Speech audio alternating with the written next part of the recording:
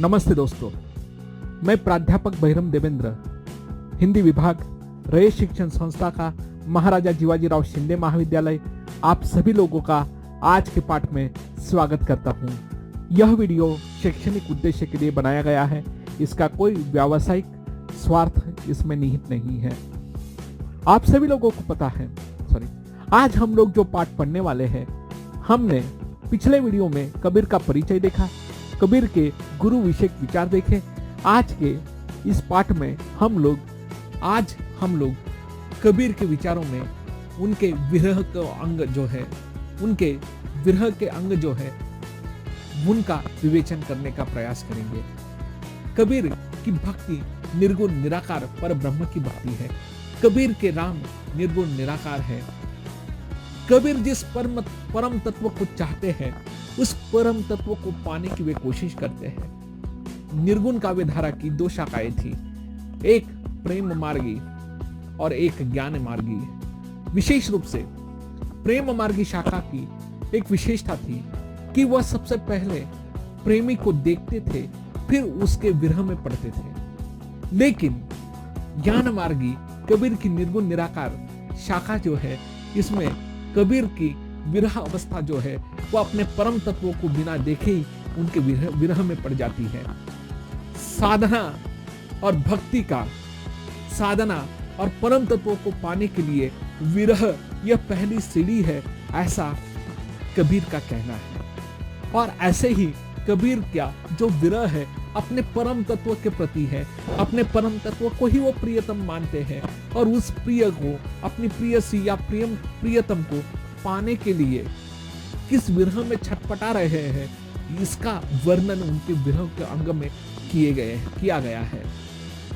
हम लोग देखेंगे कि कबीर के इन दोहों में किस प्रकार से विरह के विचार हमारे सम्मुख आते हैं, किस प्रकार विरह वर्णन किया है, इसका हम लोग संक्षिप्त विवेचन करने का प्रयास करेंगे।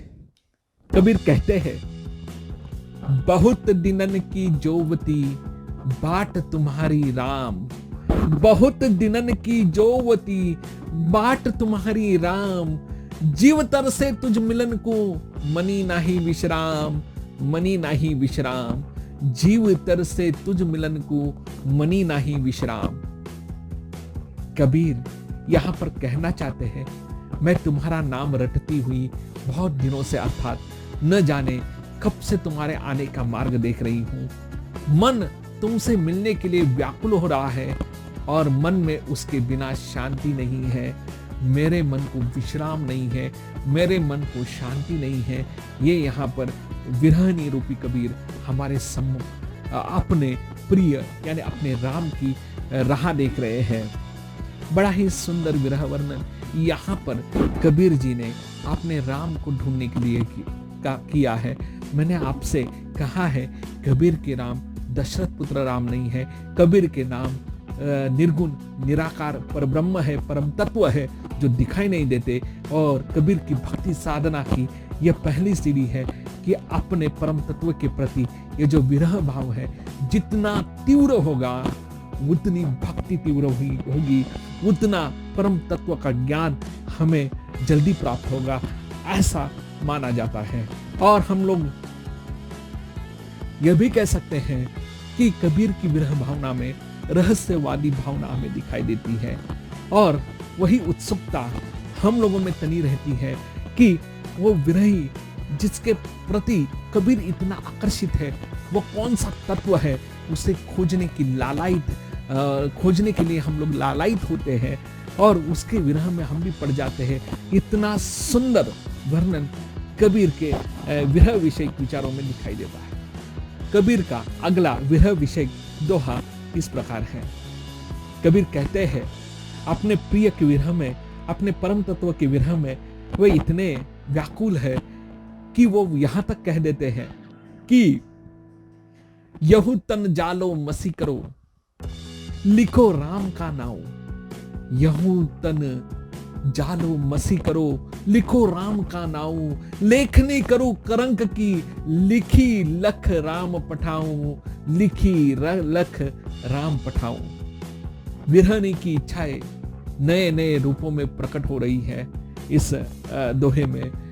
यहाँ एक और अभिनव कामना है। जिस प्रकार भी प्रिय का ध्यान आकर्षित हो, वह कार्य वह करना चाहती है, वह अपने लक्ष्य को प्राप्त करने के लिए अलग अलग साधनों का प्रयोग कर रही है, अलग अलग साधना पद्धति का प्रयोग कर रही है।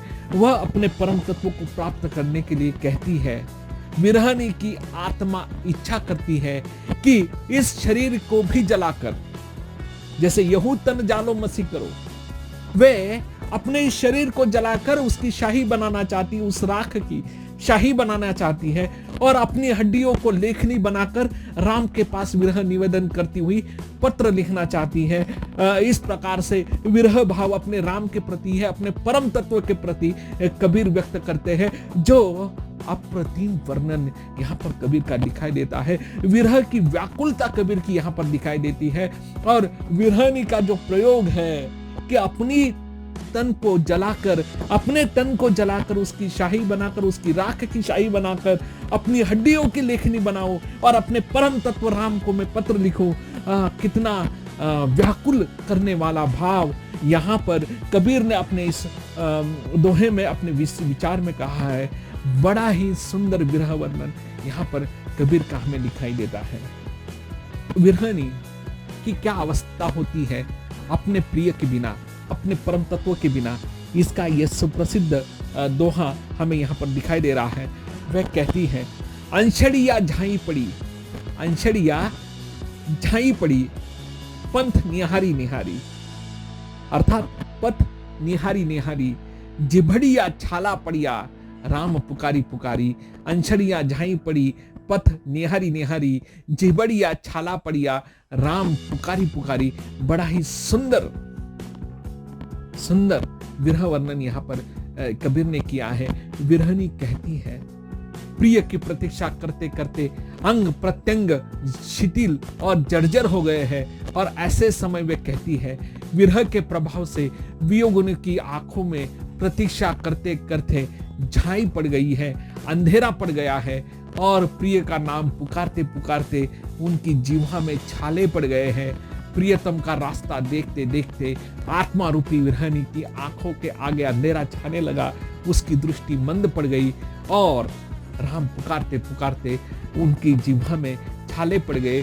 अप्रतिम विरह भाव यहाँ पर कबीर ने विरहनी के माध्यम से परम तत्व के प्रति व्यक्त किया है। यह सोचने योग्य है। बड़ा ही सुंदर विरह भाव।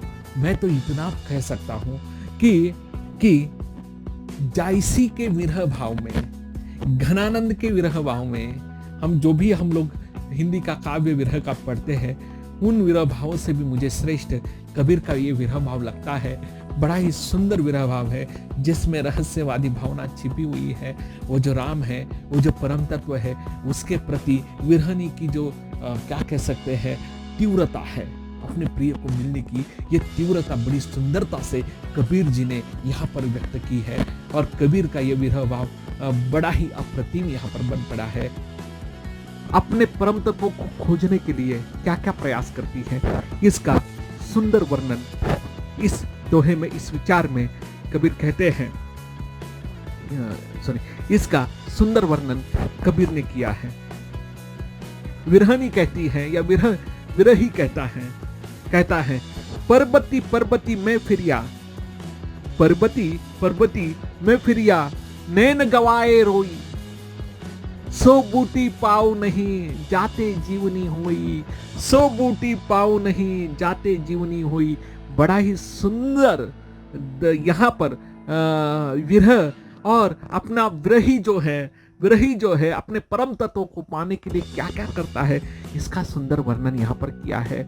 लेकिन इसका जो तत्व है, वो बहुत सुंदर बात कही है कि विरह के कारण स्थान स्थान पर भटकता रहा, पर विरह को प्रशांत करने वाला परम तत्व मुझे नहीं मिला।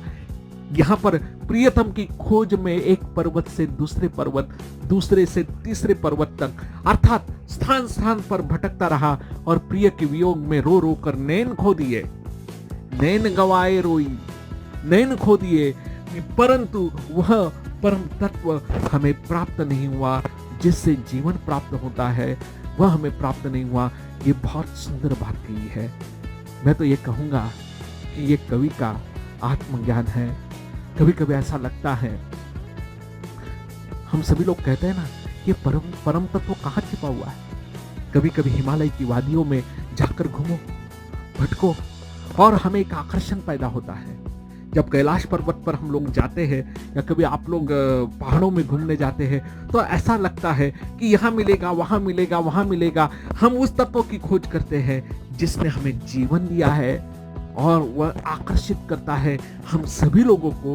एक बहुत ही सुंदर भाव कबीर का है और इसमें रहस्यवादी भावना बड़ी ही प्रखरता से प्रकट हुई है।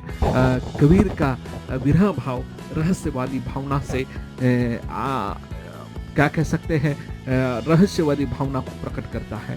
ऐसा विरह भाव हमें दिखाई देता है और मुझे तो ये लगता है कि ये जो दोहा है, पर्वती पर्वती में फिरिया, नैन गवाई रोई सो बूटी पाहुनी, जाते जीवनी हुई।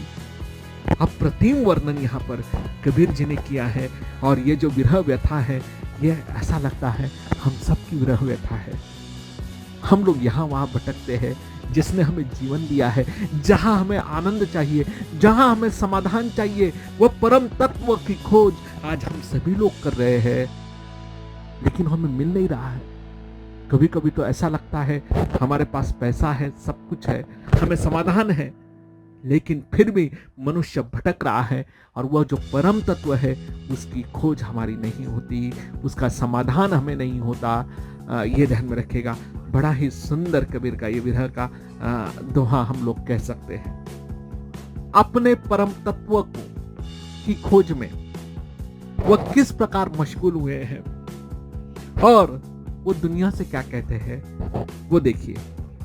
सुखिया सब संसार है, सुखिया सब संसार है, खाए अरु सोवे, दुखिया दास कबीर है, जागे अरु रोवे।